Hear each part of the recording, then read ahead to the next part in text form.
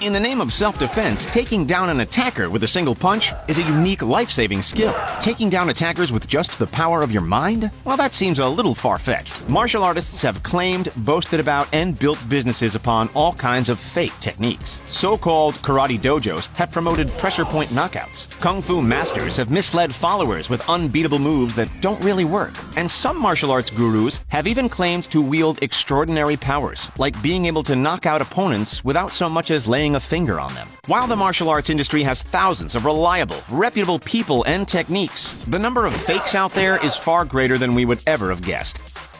Back in 2015, a New York man named Jay Queiroz was throwing out audacious claims that he was a black belt in Brazilian Jiu-Jitsu and fought under the world-famous GF team. However, the amateur moves that Jay was teaching far from matched his elite credentials. So, the BJJ Police YouTube channel decided to put him to the test and see if there was any truth to Jay Queiroz's outlandish words. Mike Palladino, who is the founder of Evolution Grappling Academy and a legitimate Jiu-Jitsu black belt, paid a visit to Queiroz's gym to confront the man himself. When Mike asked Jay to spar with him for a couple of minutes, Jay refused. From that point, it was clear. Once the truth came to light that he was a fraud, Jay's gym was shut down, and for good reason. Without knowledgeable training, his students were exposed to risk and serious injury.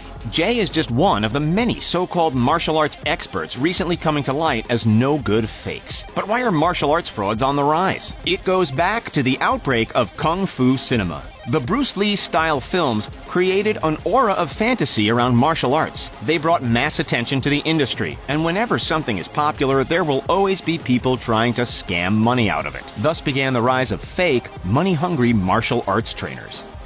Pretending to be a black belt when you're evidently not, that's one level of fraud that would anger legitimate professionals all over the world. But pretending to have a superhuman telekinetic martial arts ability, that doesn't invite anger, that invites laughter and ridicule. This is George Dillman, one of the most famous martial arts teachers in the world for all the wrong reasons. Dillon is a member of Black Belt Magazine's Hall of Fame and was named Black Belt Magazine's Martial Arts Instructor of the Year in 1997. But when you hear the techniques he's promoting, you'll ask yourself, why? Dillman managed to convince dozens of his students that he could knock down and even knock out opponents without even touching them, a technique which he referred to as the Chi. So in September of 2005, National Geographic put his claims to the test. On their show, Is It Real?, the host asked for a demonstration of Dillman's famous no-touch knockout. The technique evidently had no effect. However, Dillman dismissed the failure, citing the non-believer as the reason behind its failure. Apparently, also, if the victim had his tongue in the wrong position in his mouth, then the Chi would be nullified?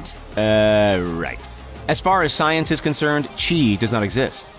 Besides being described as an incredibly difficult co-worker, Hollywood action star Steven Seagal is regularly touted as a fake. In his heyday, Steven was one of the biggest martial arts stars in the industry. In real life, it was another story. Sure, Seagal earned a legitimate 7th Dan ranking in Aikido, but as many critics, including UFC commentator Joe Rogan, have pointed out, that doesn't mean much. At the core of Aikido is the intention for one to defend themselves while also protecting their attackers from injury. That's a good indication as any to its effectiveness. Aikido relies on joint locks and the redirection of momentum and is considered mostly useless unless the opponent is running directly at you. If there is no momentum, then how can you use it to your advantage? Joe Rogan has come out and said, it would never work against a trained fighter. Never. Not in a million years. Even though there's a significant disconnect between Aikido and UFC, Seagal has claimed in the past that he actually taught a lot of well-known fighters everything they knew, including Anderson Silva.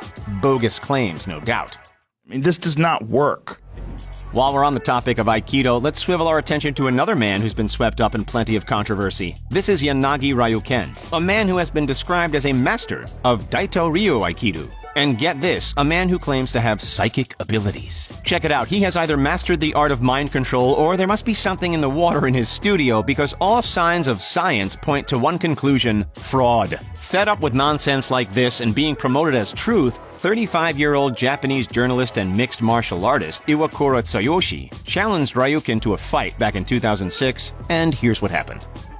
As you can see, it was never a fair fight. Ryuken claimed that his loss was due to his illness. Lacking full strength, his psychic abilities were temporarily weakened. He may have very well believed this fact, but the wider community did not. Do we have any Jean-Claude Van Damme fans in the house? One of his most famous films, Bloodsport, was based on the amazing story of one of the best fighters of all time, Frank Dux. Frank's story goes as follows. As a teenager, he was taken under the wing of a legendary fighter named Senzo Tiger Tanaka, a world-famous teacher and 40th-generation warrior. Tiger trained Frank in the art of ninjutsu before instructing his star pupil to compete in the no-holds-barred 60-round elimination secretive martial arts tournament known as the Kumite, which was held every 5 years. While waiting for the next tournament to roll around, Dux joined the Marines, earned his Taekwondo black belt, and mastered knife fighting. After winning the Kumite, he joined the CIA and formed his own martial arts school. Thanks to Bloodsport, his story became well-known all over the world, although there was just one problem. He made it all up. It was nothing but lies. The LA Times uncovered the fraud, calling it exactly what it was: macho fantasy. Frank isn't the only supposed martial artist master whose story's been twisted and exaggerated through clever use of the media. John Keane, an Irish kid from Chicago, soon became known as Count Dante, aka the deadliest man alive. Older Marvel comics were regularly fitted with rather strange advertisements promoting Count Dante. Within these ads, which of course John Keane himself wrote, Count Dante was declared as the master of the poison hand, or Dim Mak, fighting style. The so-called poison hand arsenal consisted of vicious gouging, scratching, and clawing techniques targeted at pressure points, nerve centers, and vital organs of the opponent. By following Dim Mak, Dante was promising to turn the readers into, as was written word for word in these ads, shocking human horror weapons. Simply put, anybody who mastered Count Dante's techniques could subdue opponents with a single touch. At first, it seems that John Keane was simply using the martial arts craze of the 70s to sell his pamphlets and make a few bucks. The general consensus is that there was little truth behind any of it. But the more you look into him, the more it seems as though he actually believed what he was writing. He even rocked up on Muhammad Ali's house demanding a fight. Considering that John Keane was known to walk around with a pet lion, nothing would be too ridiculous. Monks are typically calm and peaceful, promoting serenity and prayer. Shaolin monks, on the other hand, have a reputation for something far different. Remarkable physical feats and fighting abilities. They have shown unwavering balance and impeccable core strength. The truth is that many of these monks spend many hours a day honing their skills, and rarely would they ever utilize their expertise for violence. So when talk arose that Chinese professional kickboxer Yi Long was both an MMA fighter and a Shaolin monk, red flags were raised almost instantly. After doing some digging, Shanghai-based MMA coach Ramsey Dewey called Yi Long out, stating that while he may have some kickboxing prowess, that doesn't mean that his MMA or Shaolin monk claims have any substance whatsoever.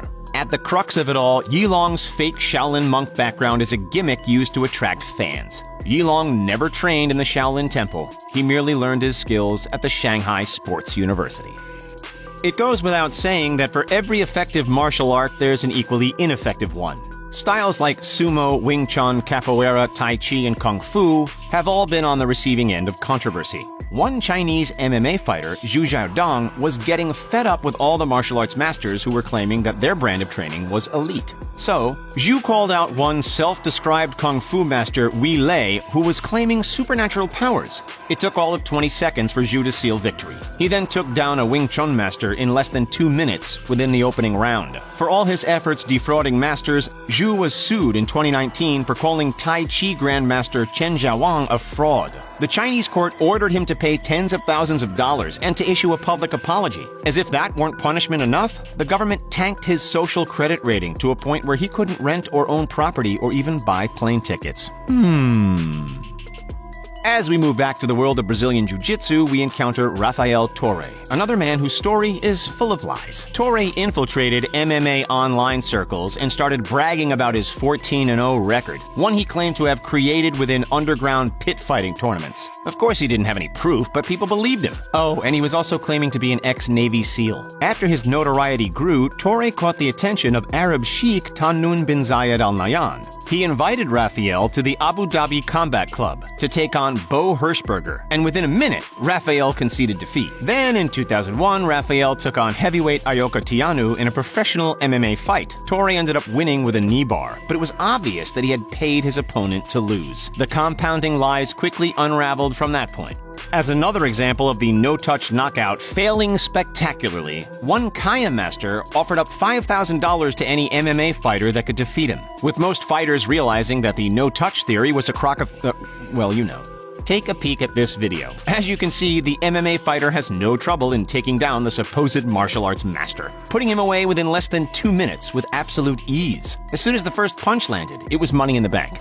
Have you ever personally witnessed a total fraud? Let us know. Don't forget